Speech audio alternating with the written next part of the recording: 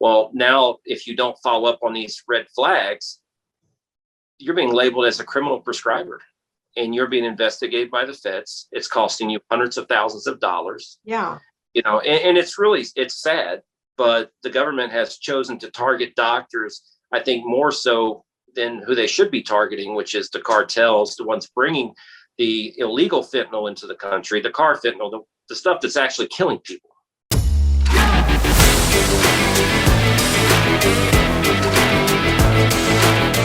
Welcome to this episode of Don't Punish Pain with Claudia. Oftentimes doctors contact me after they've been raided, which if you've been following the show, millions of pain patients have lost their access to their pain management physicians because the feds are shutting them down.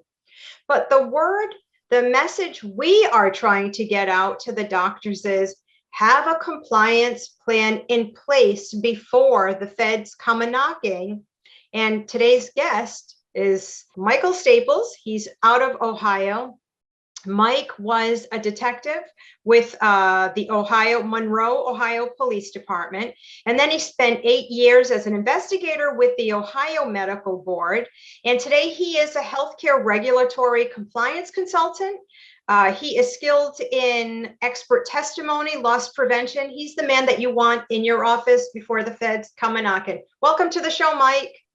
Hi, Claudia. It's nice to be on with you. I appreciate all the work that you do to help pain patients throughout the country, because there's not many people that fight for them. They're unfortunately,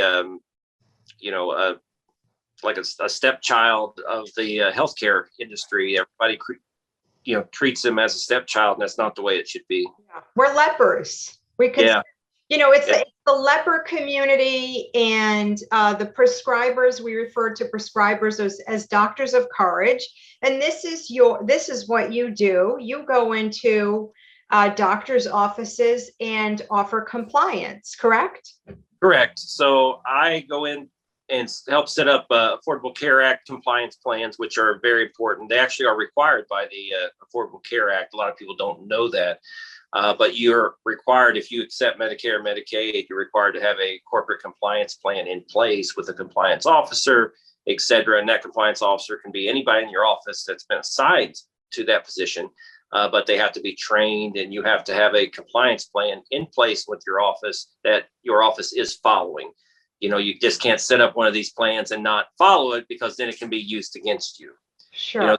The same way with, the opiate contracts and narcotic contracts. A lot of doctors use these contracts, but then when it comes down to enforcing them, they don't.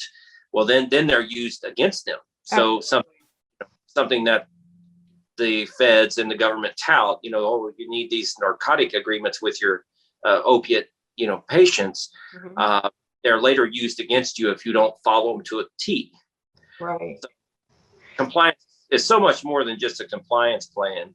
You really need to have your medical records monitored by an outside party, because your staff will miss things, the doctors miss things. We're all human beings, and you really need a third set of eyes, because the way the feds do this now is they call you a criminal for missing a red flag, which a red flag can be a bad urine test, that you overlooked. A red flag could be the patient asking for escalating dosages every month. A red flag could be you got an anonymous call. It doesn't even matter if it's from a disgruntled ex-wife or ex-husband. They'll call it a red flag. So, and you didn't properly investigate that. You didn't call the patient for a pill count. You didn't do an extra urine drug screen. Well, now if you don't follow up on these red flags, you're being labeled as a criminal prescriber, and you're being investigated by the feds. It's costing you hundreds of thousands of dollars. Yeah. And it's sad, but the government has chosen to target doctors, I think, more so than who they should be targeting, which is the cartels, the ones bringing the illegal fentanyl into the country, the car fentanyl, the stuff that's actually killing people. Sure. Yeah. Well, this is low hanging fruit. And, when my docs get raided, I say, well, listen, it's easy. You don't shoot back. Exactly. Right. You go to, I mean, all I think is the cartel and Andrew Kolodny must sit around and smoke a cigar and laugh at the dumb Americans, because we are doing everything wrong in this country. And when I think about what's happened to the doctors, I said, can you imagine if we indicted all of the doctors who lost patients to COVID because they didn't follow CDC guidance? Like, Exactly. there's no difference. So, Mike, my bill is being signed into law in Rhode Island, and my vision is I wanted to hire you to come into 6 primary care physician offices in Rhode Island, and you, of course, I'm just telling you about this now. But once the governor signs the bill, then my job is to work with the medical society and encourage physicians. Really, one doctor should be treating your pain. That's a primary care physician, not these random pain management centers that don't know anything about you. I call them shot docs. So we are to hire you to come in and sit with our primary care physicians. Take me through this process. Let's talk how much money it costs, because doctors always, that's where they go. How much does this cost? So we have to pay for you to fly in, right? Right. And we're going to put you somewhere in the back of the plane, Mike. That's okay. I'll fly Frontier, Allegiant, Spirit. I don't care. and then you're going to meet with the staff. And let's say this doctor, he's prescribed somewhat, but now he's interested in treating chronic pain because we have this legislation. What's the first thing you're going to do with these doctors? Is there I think the first thing you got to do is you have to educate the physicians and the staff on the difference between, legitimate and an illegitimate patient. Mm-hmm. And there's a lot of tools you can use. Nothing's 100%, criminal backgrounds play a purpose, in so much as, not that they were convicted of domestic violence, but if they've got a history of drug trafficking, and selling prescription pain pills, that's probably not a good candidate for, an opiate product, if they've got a long history of drug trafficking. Are you talking about the doctor or the patient? I'm talking about the patients, and you got to educate the physicians, I'm going to be there with you. So whenever so my plan is, once I hire you, I'll be in the office with the physician, because I've got to protect my prescribers, and I have to learn. As an organization, we have to learn. So step 1 is educating the doctor. Educating just about, safe prescribing, such as, prescribing Narcans, it's very important, I think, to prescribe Narcan. And, my philosophy changed greatly when I was a police officer till now, because, I've seen the real pain patients, and I've seen, the horrors, that these patients have to go through just to get the medication that they need. And these people aren't drug abusers. They aren't drug users. They're using a FDA approved medicine to treat an illness, a debilitating illness that affects their quality of life. Most of these patients, cannot work unless, they're on medication. I could count off 50 patients that I know when I was director of compliance at, 2 different pain clinics, in the Cincinnati area, that had functioning jobs, like school bus drivers, and all these people are on opiates and function just fine. Never had an issue. They wasn't addicts. They wasn't high. They wasn't under the influence. I mean, they were able to pass tests, pass driving tests, and drive city buses, school buses, function as police officers. Anybody can have pain, and they shouldn't be crippled by that pain. They should be able to live a productive life and be able to work and function. Mm-hmm. So, one thing, you got to stress is the safety, just to making sure that they educate their patients on, locking up their medications, keeping them away from kids and, people that would want to use them for a nefarious purpose, and giving that patient Narcan. I think Narcan's important, and not because we think the patient's going to overdose, but that's always part of it. You can always have an accidental overdose. I mean, I've seen elderly patients get up in the middle of the night, take a pain pill, lay back down, forget they took a pain pill, come back out and take a second one, and have some respiratory distress. So, you need that Narcan for safety, but also, just in case the pills landed in the hands of a kid or someone else in their family that's not, opiate tolerant and, could really cause respiratory depression. So you want to make sure that, and this also, that greatly helps with the feds, that you're being proactive with the government, with the medical boards, that, patient safety is always the top of the, doctor's mind, so prescribing Narcan's that. Then we need to sit down and have a policy, not a policy on prescribing, because you cannot paint one picture for every pain patient. And that's the biggest, worst thing I hear, when I go to doctor's offices for a compliance visit, for an audit, they'll say, well, I don't prescribe anything over 90 MEDs. So what are you doing, doc? You're not treating these patients' pain, because, what one patient can function great on under 90 That's MEDs. because of the disastrous CDC guidelines that were created with the help of paid anti-opioid consultants who are hired by lawyers. I mean, Absolutely.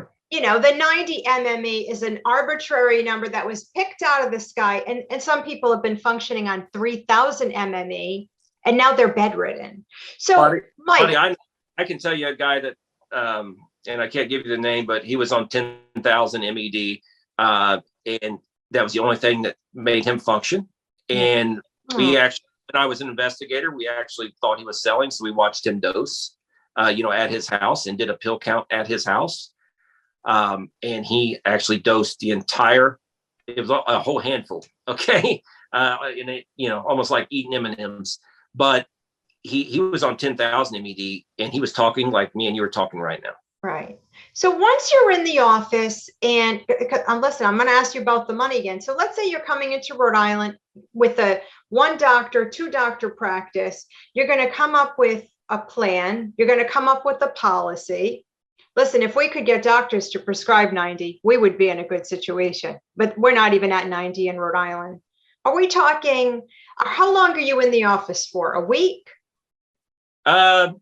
Typically, I've gotten audits and trainings done within 1 to 2 days. Okay. So we can actually get you to 3 different offices if you're here for, 5 or 6 days. My typical routine is I want to see their some medical records of their opiate patients first. I want to review those, and I'm very quick at going through those, and I can do them on their computer, or they can print them out, and I can do it in paper. But I'm very quick on looking. I know what to look for.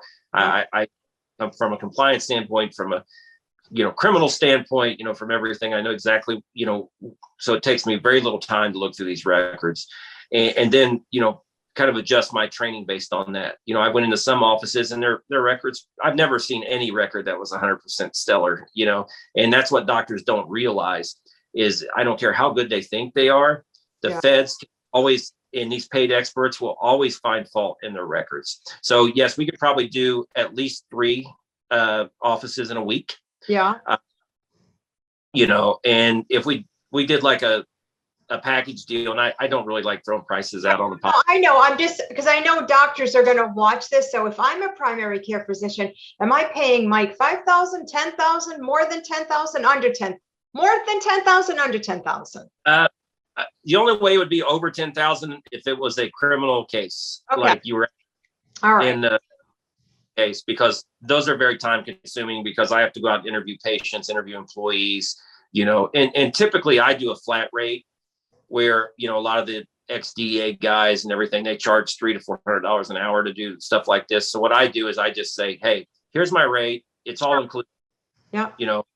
And I'm going to give you like 3 months worth of unlimited follow-up. So you email me if you've got a question, you call me if you've got a question. All right. Good.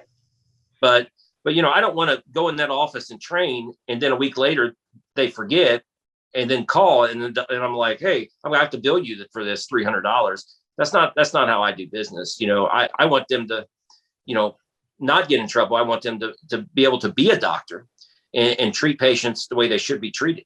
Okay. So let me ask you, you were a cop for 10 years. Were you you became a detective pretty quickly. Yeah, I became a detective like within the first year. Really? Yeah. Wow. Is it a big police department you were on? It was the small city police department, but I tell you, I had a background in retail security investigations. I did a lot of loss prevention and things like that prior to going to the police academy, and plus I had some sales experience. So I was very good at interviewing because I'd had some interview training.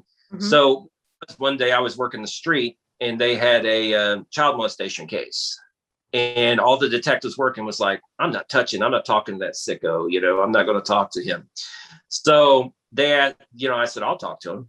Mhm. So I went down with the guy, 20 minutes later, I walk out full confession.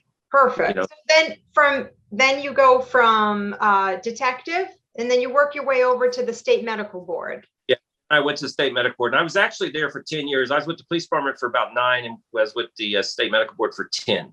Mm-hmm. Mm-hmm. And then I did by a Cincinnati pain clinic to be their director of compliance.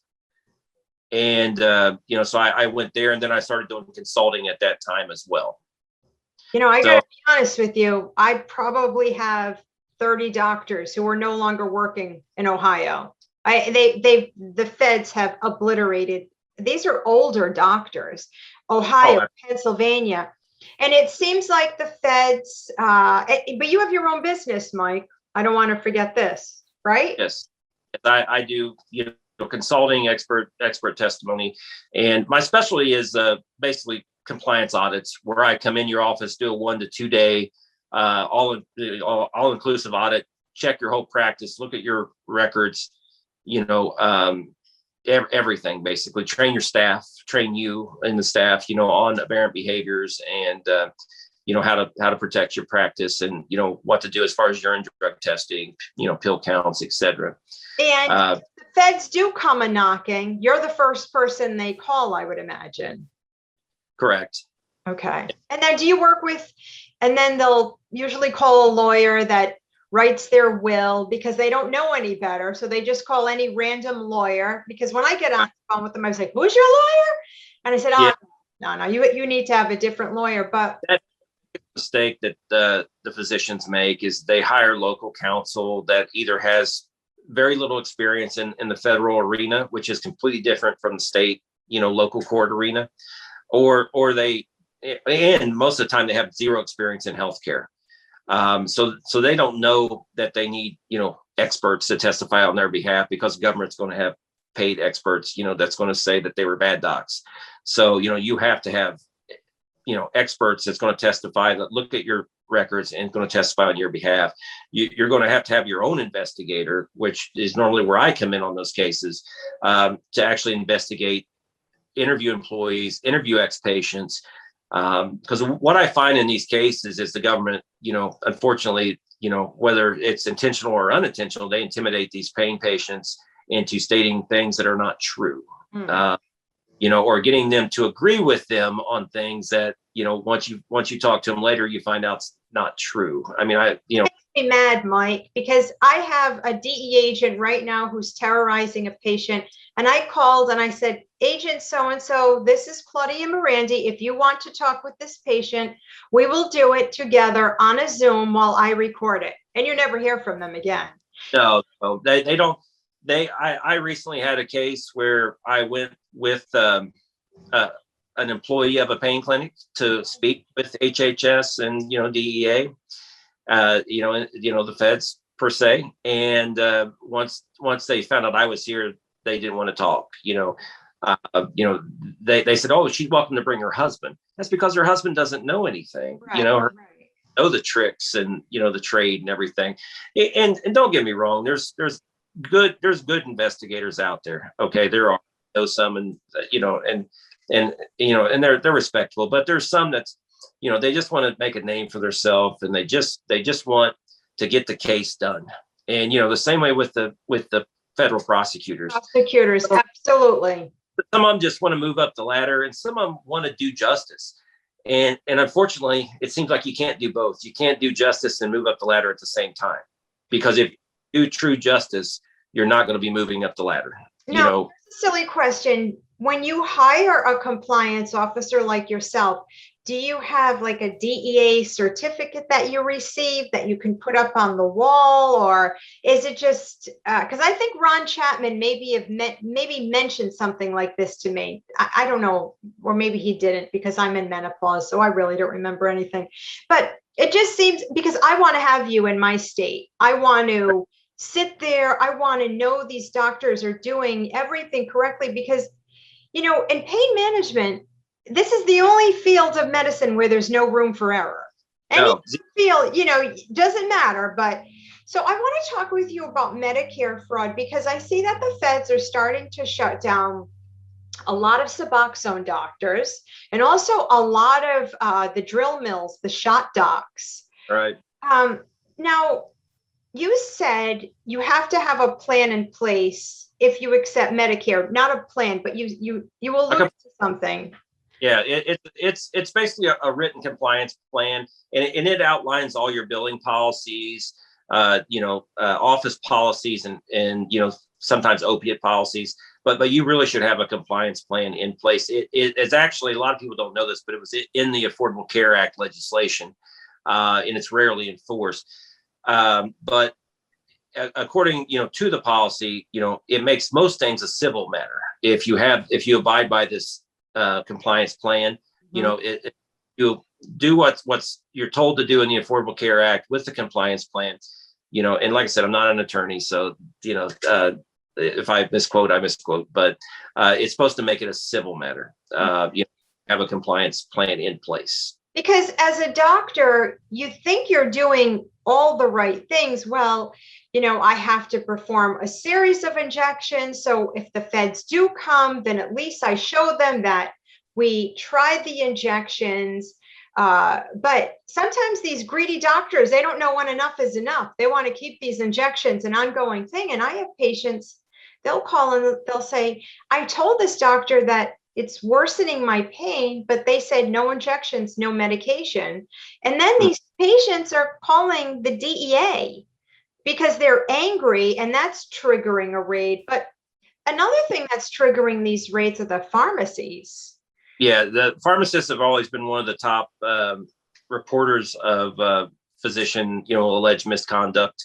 Pharmacies report more than probably any other profession because they have a partial liability for the prescription, so they're equally responsible. So when they come and get a script written by Dr. Jones, for instance, well, if they think it's too high, then and they go ahead and fill it anyway, and something happens, they have a responsibility to, equal as the same as the physician. So that's why a lot of these pharmacists kind of overreact, because they don't know, Just pick up the phone and call the doctor. But and I will tell you this, Claudia, and it's sad, but it's a lot of docs won't take a pharmacist's phone call, which is the worst possible thing you can do, because those are the ones that get called on. Okay, if Dr. Jones would just pick that call up from pharmacist Smith for one, there would be no issue, and pharmacist Smith would probably go ahead and fill that prescription. Because they're probably just going to say, what's the diagnosis codes? What's going on with Miss Jones? Why does he need this much? And you say, listen, he's been on this dose since 1972, and he's had 6 back surgeries. None of them worked. This, that, and the other. And lay a plan out.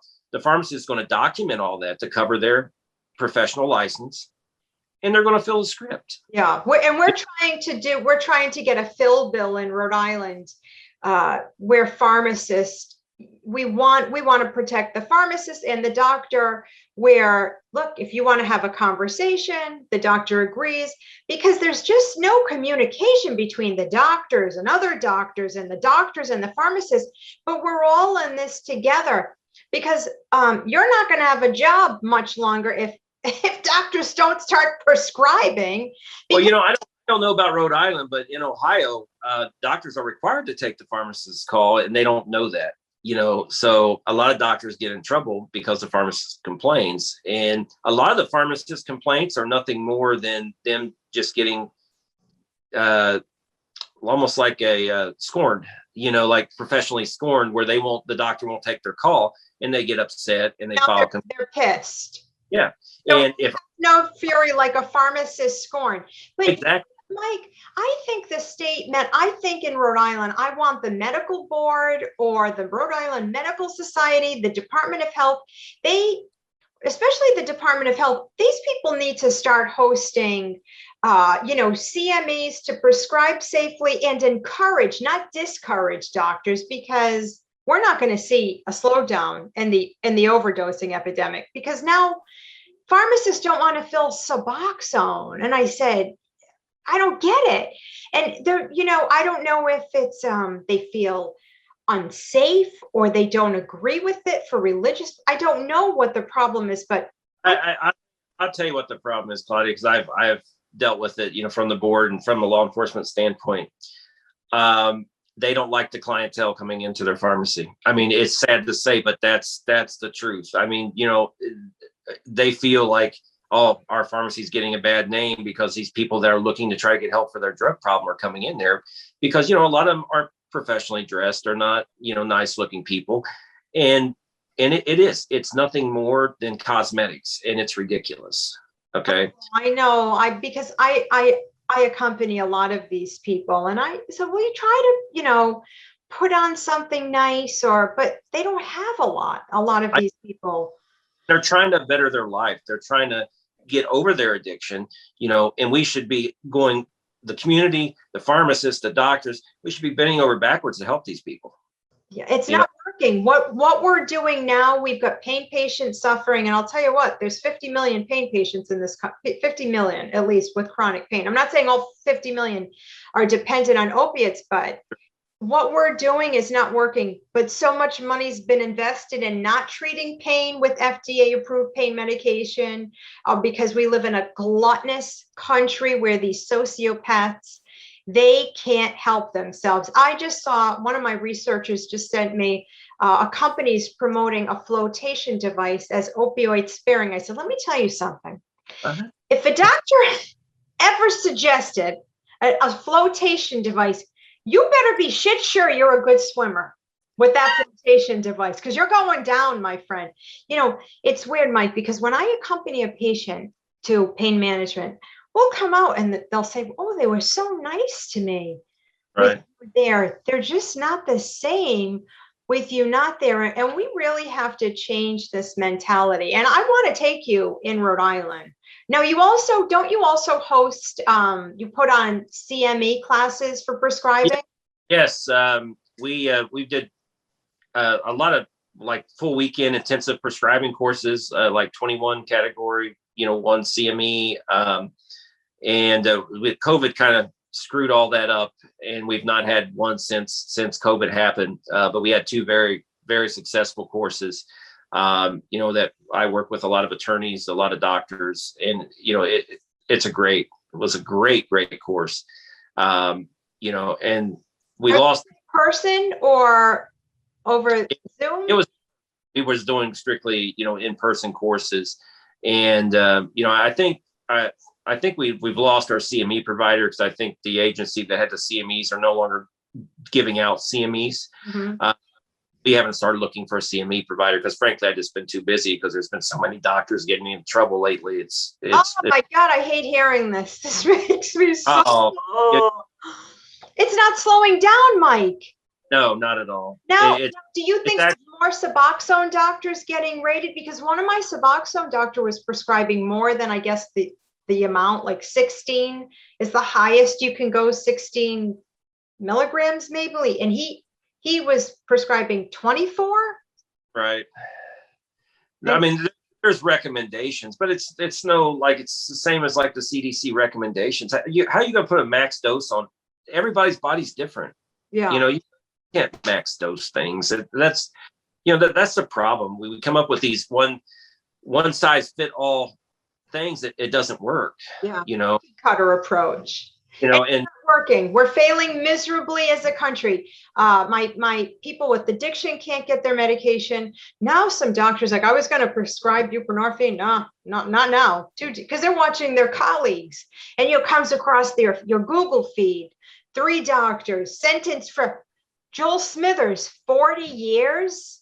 All of my doctors, 20 years, 40 years. Oh my God, I couldn't survive one night in prison. Never mind 40 Claudia, years. let me tell you, and I'm not trying to scare the prescribers off, but the government counts on them basically pleading because it costs so much money to defend one of these cases, even if you're a legitimate doctor.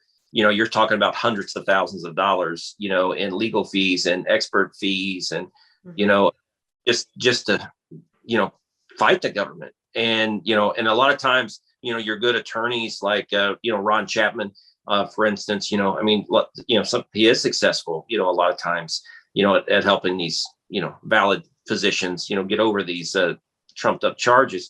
But it's so expensive, and most doctors end up not doing it, so they taking a plea, which the government counts on. Mm-hmm. My doctor, I just talked to a doctor, and he's 70. He says, Claudia, he said, what do you think I should do? I said, you're 70, retire, plead.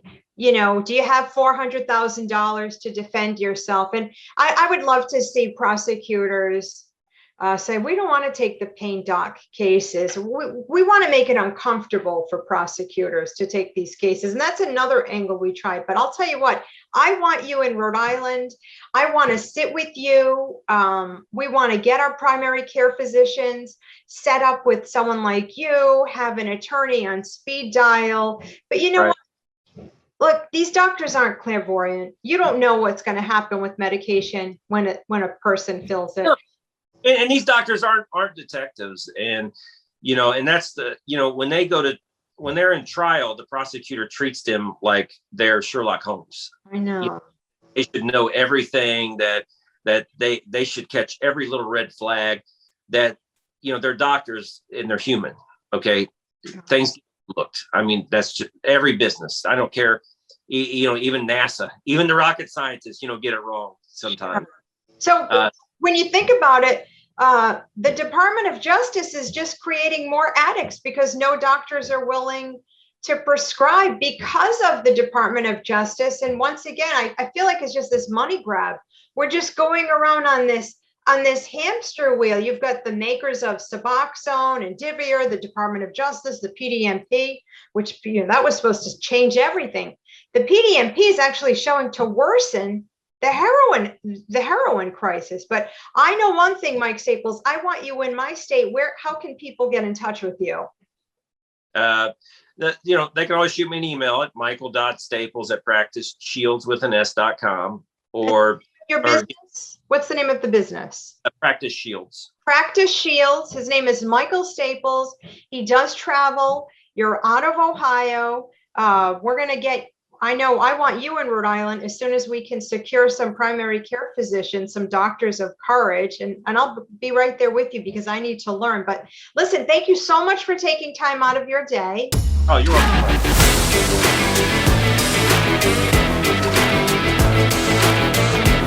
Hey there, folks. I just had an amazing interview. Mike Staples is his name. He is a compliance officer. He was a detective for 10 years, and then he worked as an investigator with the Ohio Medical Board. Now he has his own practice, Legal Shields. And if you are prescribing, you need someone like Mike in your office. We need to be sure everybody is prescribing safely. I know I'm going to be taking him into Rhode Island so we can get some doctors of courage to start treating pain again. Take a look, and if you like it, be sure to click like, hit subscribe, and don't forget to leave us a review.